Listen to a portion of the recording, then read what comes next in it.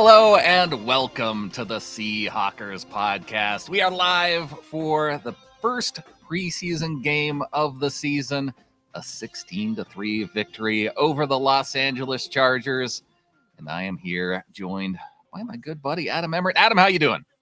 Dude, I'm doing pretty damn good. Football is back. It started. We got to see guys running around and doing their thing.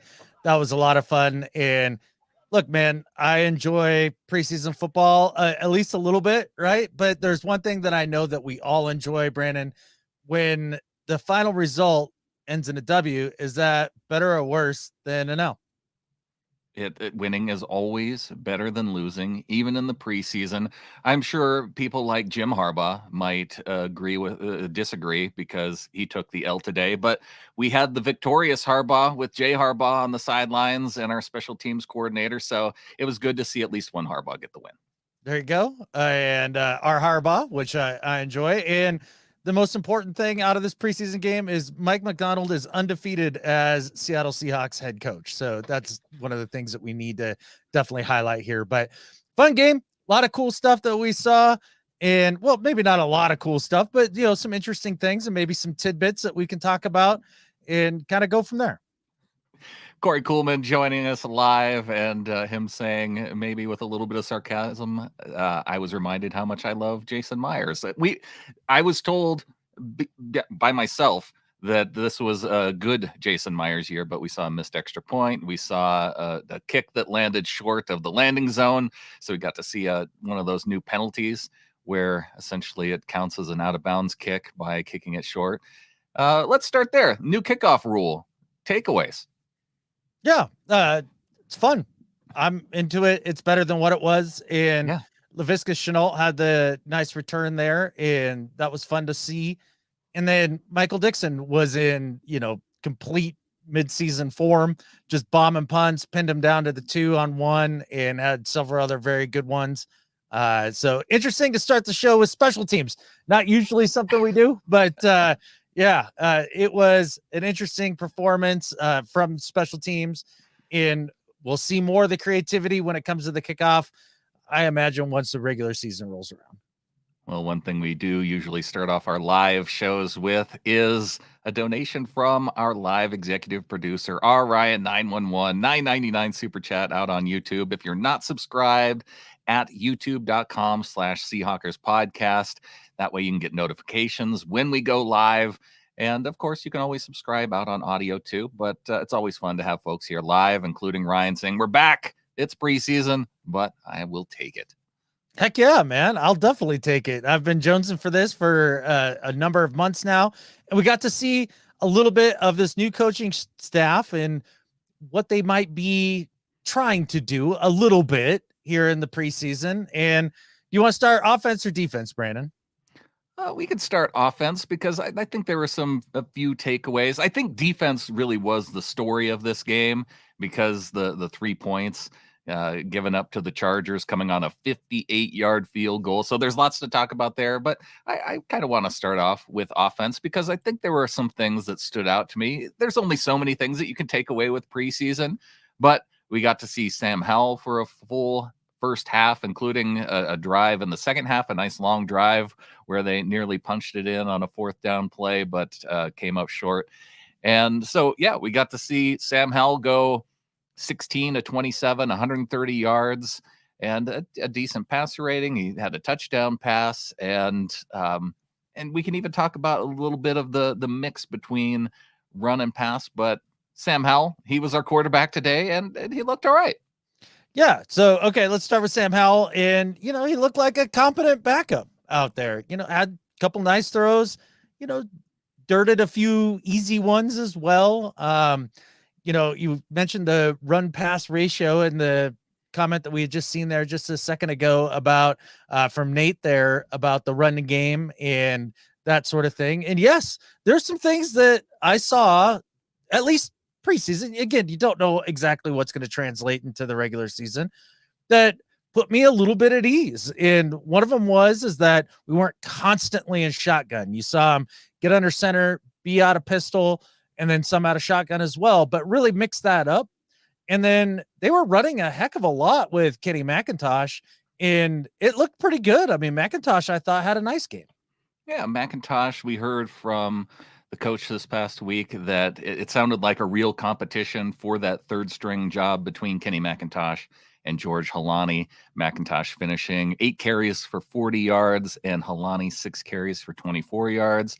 Both those guys each caught passes out of the backfield. McIntosh had 2 targets, caught just 1 pass, or 2 catches, 1 yard. Yeah, he did have 2 catches.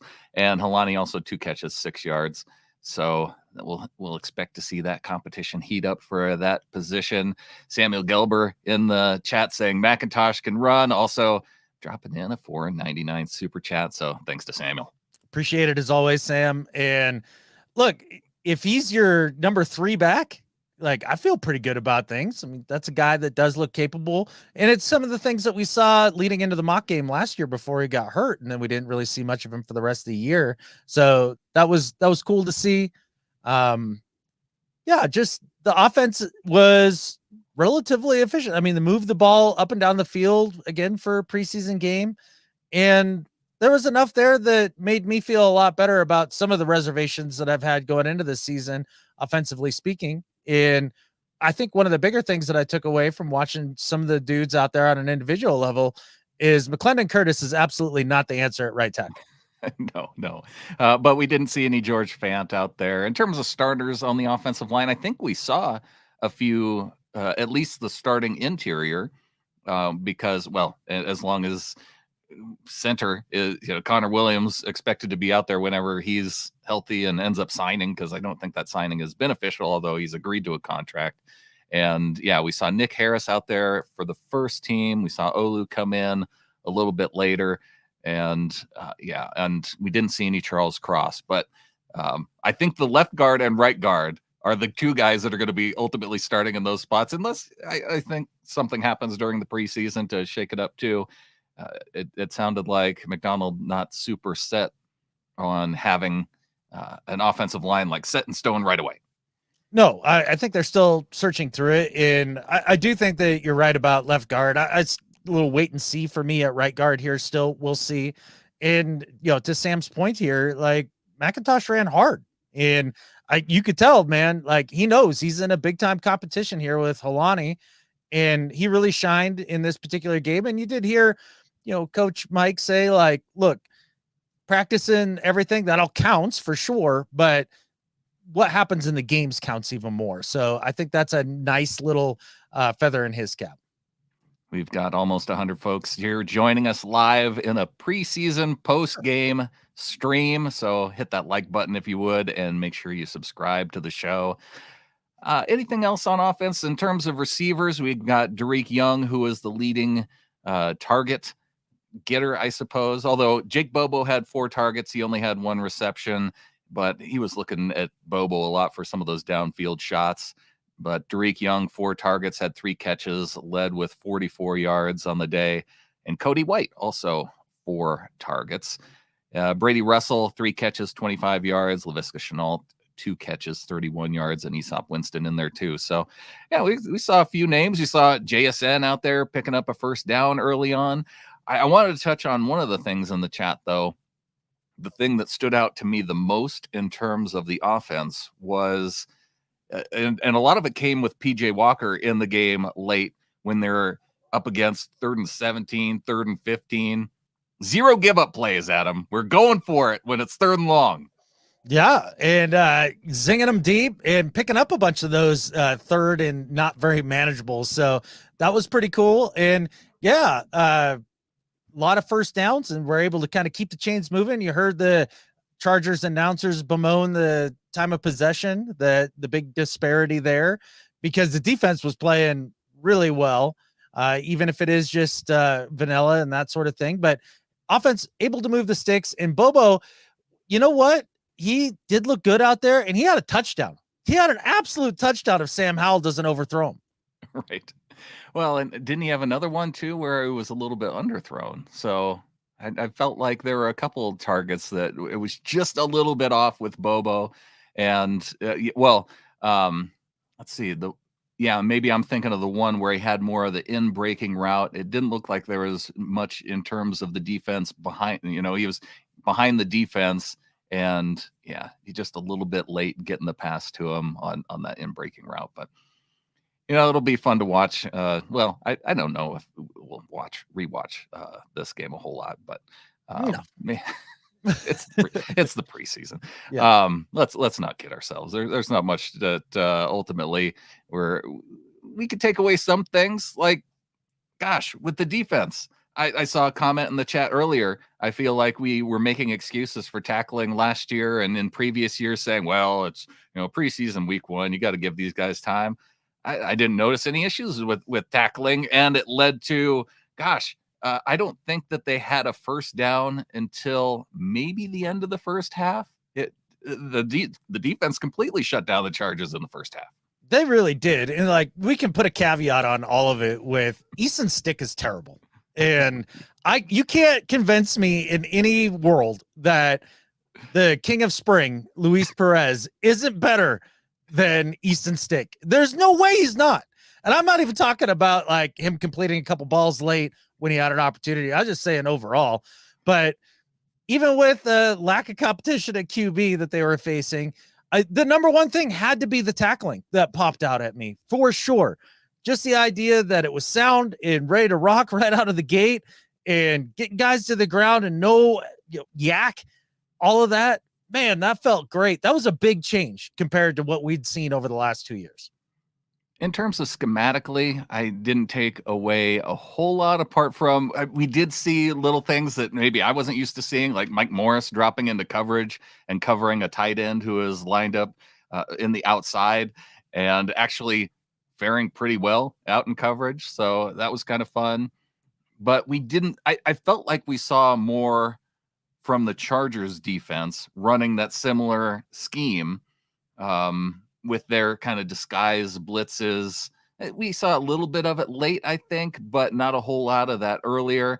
Some movement where guys were lined up in a traditional 4-3, and then you'd have a guy drop down late to the line, and then, just little things. But I don't think we're going to see the full Mike Macdonald defense. We didn't see it in this game. No, you're never going to see it in this game. But yeah, the Chargers did dial up the blitz a little bit more. Into the Snails comment, I mean, that was one of the things I had forgotten to mention about the offenses. He's dead right about some of the blitz stuff. Like, they got on a few of those blitzes and didn't seem to have all the answers and the protections. Now, is that because Grubb doesn't have those protections in the offense, or is it because Sam Howell and PJ Walker just didn't see it and get to the right line calls and those sort of things? I don't know, but yeah, that's a coaching point that I'm sure they will get after in practice here this coming week. And one of those things that maybe at times, because you are kind of expecting more vanilla defense, you're not always expecting corners to rush off the edge and that sort of thing. So they may have just gotten caught off guard. Hopefully that's the case. But again, maybe I know, like Lisa's saying, I used to say it's just preseason, hoping that what we were seeing is not the truth. Now I'm saying it's just preseason, hoping what we are seeing is the truth. Yeah. And look, if we get that sort of performance out of the Seahawks in terms of being physical, running the ball, controlling time of possession, being absolutely stifling on defense, I mean, they can win a lot of football games doing that. And that's the hilarious part is that's Pete Carroll football. And that's kind of what we saw today. In that, to me, that's encouraging. Samuel Gilbert asking, who is 94 of the D? Is that guy a D line or linebacker? He's huge, but I saw him in coverage. And yeah, Mike Morris, they lined him up on the edge. They lined him up at linebacker. They lined him up even on the interior, because if you remember on a 4th and 8 toward the end of the game, he was the one that jumped off sides from the interior. So Mike Morris, former Michigan defensive end, being used all over the field on defense. And if he's going to make the team, you kind of expect that kind of versatility. Whereas, yeah, there was that question of when he came to Seattle, if he was going to be used on the edge, if they were going to continue to use him in the interior. And Mike Macdonald saying, hey, I can use this guy all over the place. Yeah. And that's the MO of Mike McDonald's defense, of course, is, using guys in very multiple ways. But yeah, Mike Mo got a ton of run. Miles Adams got a ton of run, got a few pressures. Really, in the first half, what I was watching the most on defense is I was just glued to Byron Murphy, like pretty much every single snap. And one of the reasons that Easton Stick had such a difficult time throwing the football is that he was collapsing the pocket from the inside very regularly. And I thought that was a huge positive. Really cool to see. One of the guys I ended up watching a lot on that defensive line was Derek Hall.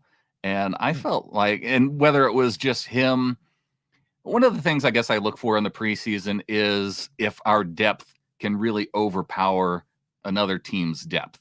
Can a guy who is expected to be a second stringer, is he a guy that would frequently overpower a second stringer on the other team? And I felt like he was doing that with the tackles and really also pushing back and helping collapse the pocket. Because I think on the one play where Byron Murphy just missed the sack, it seemed like he had him wrapped up and Stick got loose. It was Derek Hall coming around the edge and helping collapse that side of the offensive line that moved Stick up into Byron Murphy's grasp.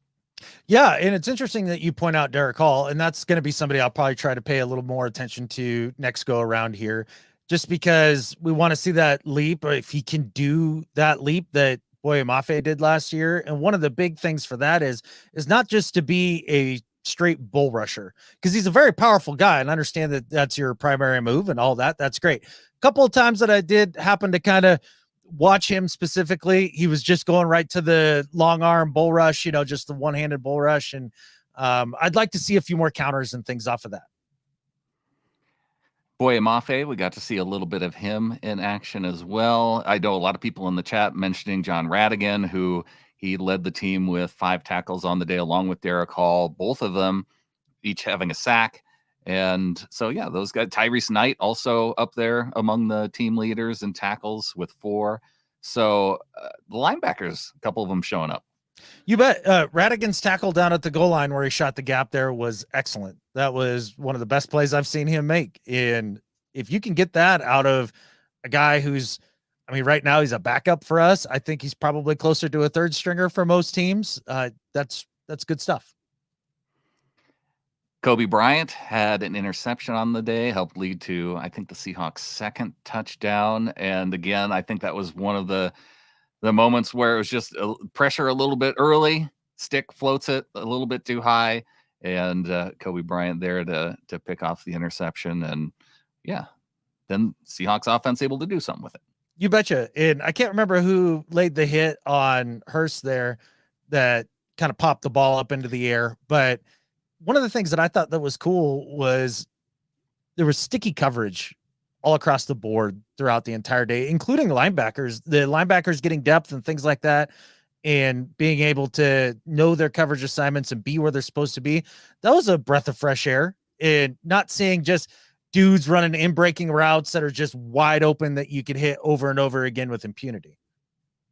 Yeah, in terms of the corners, I think one of the guys, it wasn't Pritchett that stood out more than, who was the other corner that we drafted along with DJ Pritchett? James. Yeah, DJ James. I felt like his name was getting called fairly often. And shoot, early on, when the starters were out there, I thought Woolen was all over the field and breaking up plays. And he had one pass that was, almost right through his hands that he could have maybe picked off. But I thought Woolen was, just all over the field. You bet. And you've heard him talk all offseason here, and he seems to be in the right mindset to have a bounce back year. And even though he was good in coverage last year, there were some things lacking in his game. And it does seem like he's taken it to heart, and Mike McDonald's been fired up about him too. So to see that translate into week 1 of the preseason, that's a cool thing. TD in the chat asking, can you twos grade the team as of today? Is this a letter grade or like a 1 to 10 grade? Like what are we doing here? You choose. It's we could do 1, 2, 3, 4, like how they do in grade school now and middle school. That's fun. Does everybody get a trophy for each one of those numbers too? Who came up with that grading system? Get out of here with 1, 2, 3, 4. You don't want at least 1 to 5. You want a 4. I don't know why they don't go to 5. Are there no Fs? Is it anybody get a 0? I don't know. Okay, so let's say if we're gonna do letter grades, I mean, shoot, I don't know. It's tough to say. I thought the defense looked pretty darn good. A lot of the things about the offense were encouraging. I'm gonna give it a B plus. You're giving room for improvement. I'm just going to grade based on performance. You go out there and you hold a team to a 58-yard field goal, you get an A. Defense gets an A today. It's harder to grade the offense though because we didn't see the first team at all. But I guess if you're just grading as a whole, I'd give the offense. Gosh, I'd give them I want to give them a B. Okay. I didn't know we were breaking it down. I thought it was the team as a whole. So I thought we were grading each side. Okay. Well, for grading each side, I'd probably give the offense like a B minus and then the defense an A minus. Okay. Gano says defense B, offense C minus. Man, I wouldn't want to take a class from Ganos, man. Like you're not going to impress him, man. Yeah. Well, again, you're leaving room for improvement then over the preseason. That's true. Yeah. In terms of what I wanted to see out of the team, and that's more of what I'm grading it, not based on what I want to see in the regular season, but just based on, okay, it's preseason game 1 and expectations versus what I ultimately saw. I was pleasantly surprised on offense in terms of moving the ball and in terms of the run pass ratio. In terms of how they switch things up, it wasn't always first down run. Sometimes it was, they had a failed pass on first down. They ran the ball on second down. And it wasn't necessarily, if you miss a pass on first down, we're going to throw it the entire time, that sort of thing. And on defense, for the ability to tackle well and, again, not put up any points and so many 3 and outs, even if it was Easton Stick, I'll take it. 100%. I mean, look, we saw a defense that looked cohesive and everybody knew their assignment and they were rallying to the ball and playing fast. And that's all you really want to see in the preseason. And then in terms of the offense, really the idea too, that they weren't in 3-4 wide all the time. Like we saw them get into 2 tight end sets and really utilize the tight end and the blocking scheme and those sort of things. So again, another thing that matches what Ryan Grubb was saying in his press conferences rather than what his previous tape at Washington showed. And look, that is something that now is a data point that I've put in my little, mental Rolodex here and go, ooh, Ryan Grubb means what he says. At least one data point towards that. One toward that. It is only one preseason game, but we've got Derek Matthews coming in from Facebook. A sweet win in SoFi. Hopefully not our only one of the year. Solid performance, mostly good. D looked hungry. Howell is definitely an upgrade. I'd say Howell seemed to be an upgrade over Drew. O-line still sucks. It wasn't great in points, but that was one thing that also impressed me about Howell is that he got rid of the football when he needed to. He threw a couple balls into danger, but at least nothing picked off. And Derek continues saying, overall, kind of the same, but different, better, but not great. Work in progress, positive, potentially. Go Hawks from Ireland. Yeah, go Hawks, man. And appreciate that comment coming in all the way from Ireland. And look, I mean, as far as Sam Howell, a big upgrade over Drew Lock. Okay, maybe. I don't know. I don't know that I really feel that way. But yeah. Obviously, we're going to want to see more going down the stretch. We do get to see more and an exciting start and a good start, I think, that Mike is going to be able to build off of over the next few weeks with this team and be ready to rock week 1. We've got Ron Pepper in the chat with a $4.99 super chat. Thanks, Ron. I'm good with moving on from Pete, but where is my wide-eyed excitement for a new season? Come on, Mike.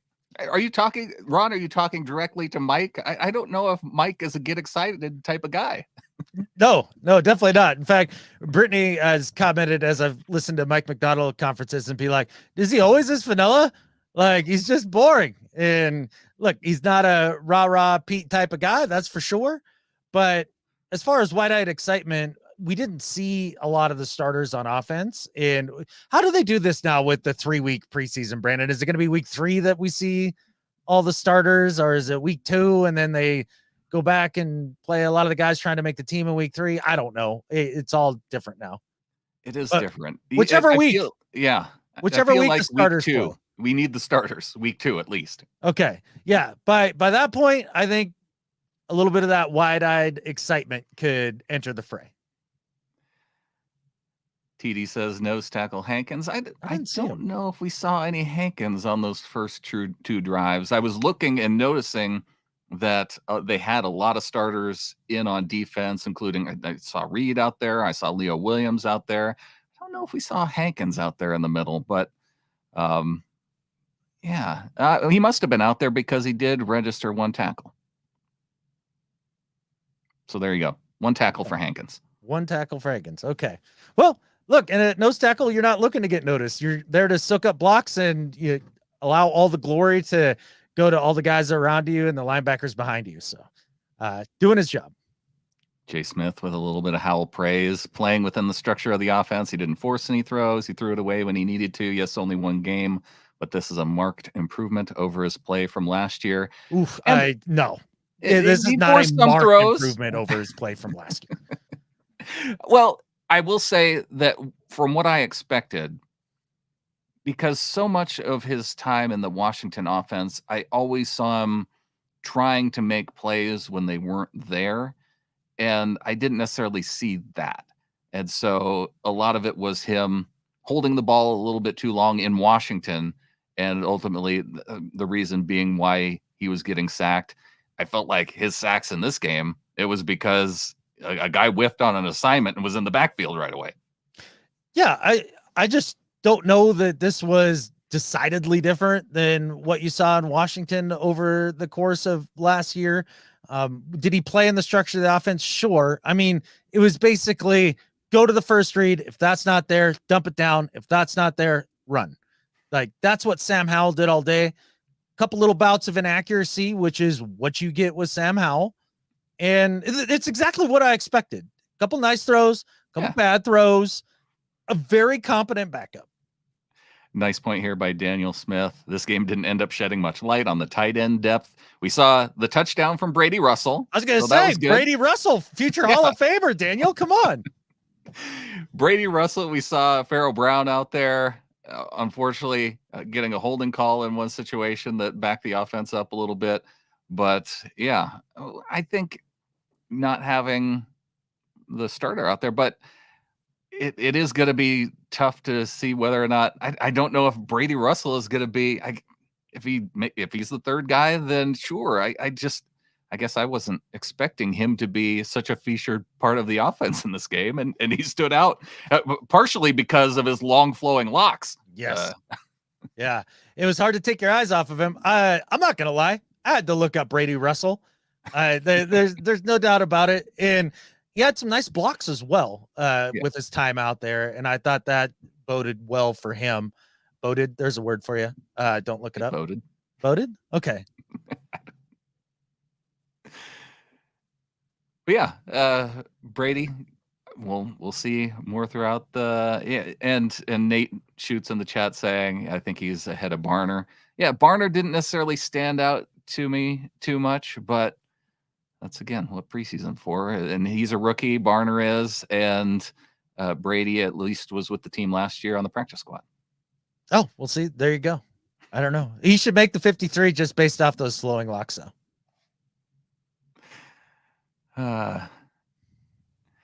Hey, Rockradamus or what? Rockman? Oh, Rockman Drums checking in. There it is. Yeah. The presser, not impressive. Okay, well, we're gonna have to watch the press conference anyway. Oh yeah, we'll have to watch it. I'm sure we don't get to hear any of the questions as usual, and we'll just have to make up our own questions that fit the answers. Well, a good day overall from our Seahawks as they get the 16-3 win. A big thanks to everybody who showed up in chat. Almost 200 of you ended up showing up and joining us for the post game. We're going to be doing this throughout the preseason and into the regular season, so be sure you go to youtube.com/Seahawkers podcast. Hit the subscribe button. And 3 and 3 Out going to be coming up this week. It's going to be on YouTube. If you want to listen to it via audio, you got to go to For the Hawkra. That's part of the Believe podcast network. And you can go to our SeahawkersPodcast.com/subscribe page. It has all the links to subscribe to this show via audio, to subscribe to For the Hawkra via audio, all the places right there, SeahawkersPodcast.com. Heck yeah, it's a win. A win gets to subscribe. That's what I think. And an exciting day. Football is back, Brandon. I'm fired up. And I think with that, there's only one thing left to say. Go Hawks. Go Hawks.